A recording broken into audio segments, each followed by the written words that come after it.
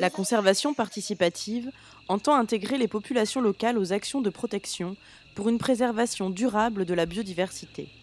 Dans le cadre des savanes sèches de Guyane, ce modèle s'est avéré essentiel pour garantir le respect de la diversité des cultures humaines et du patrimoine naturel.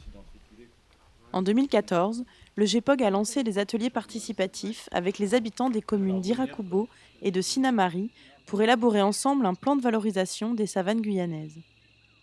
Ce projet est intéressant à plus d'un titre, parce que déjà, situé sur le territoire des savanes, 80% de la population se situe sur le littoral, là où il y a des savanes.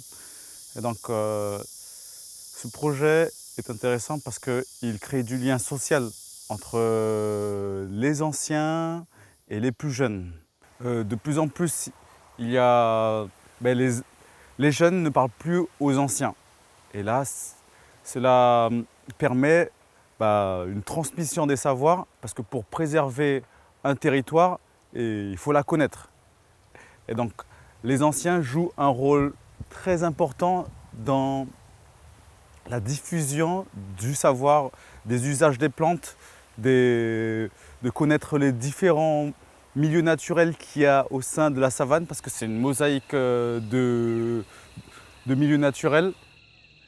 Les ateliers comme ça, les ateliers de travaux, c'est pas du tout habituel pour nous, mais c'est une méthode qui est vraiment efficace puisque ça a permis en fait de mélanger tout un ensemble de savoirs par rapport au profil de chacun et d'avoir une trame qui devient cohérente et qui nous permet d'accéder, je pense, à un final qui sera ce sentier des découvertes des savanes qui sera une réussite. Et pour un appareil, par exemple, une personne qui arriverait avec un téléphone portable qui fonctionne sous Android avec une carte SD, l'idée c'était... C'est donc un sentier d'interprétation sonore qui a été choisi pour mettre en lumière les savanes.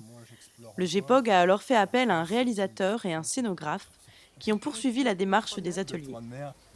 On s'y retrouve. Maintenant, après, je suis réalisateur sonore, je fais de la prise de son, des enregistrements donc vocaux de personnes et aussi des enregistrements de faune et de flore. Et ensuite, je fais du montage audio à l'aide d'un logiciel dans lequel je vais mixer voix, paroles, ambiance sonore pour créer un guide audio qui pourra être ensuite entendu sur un chemin qui s'appelle le chemin des savanes.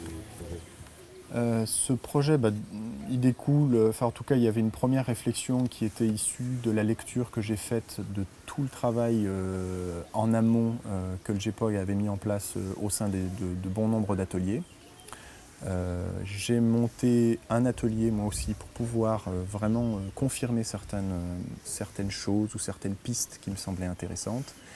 Et effectivement, il y a beaucoup de choses qui se sont révélées à ce moment-là.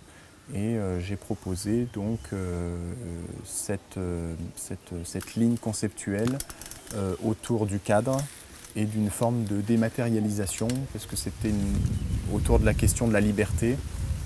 C'était aussi une manière d'apporter un impact moindre sur le paysage. Je voulais vraiment qu'il y ait cette idée-là qui transparaisse du projet. Moi, ça c'est toute mon enfance, le bruit du géocoucou acheté dans la savane. Ah oui, géocoucou acheté. Ouais.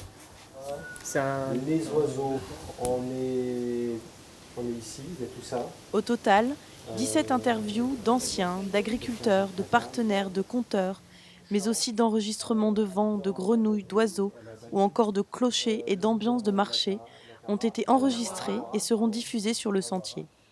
Un chemin des savanes riche de différentes représentations de ses habitants qui sera ouvert au grand public d'ici la fin de l'été.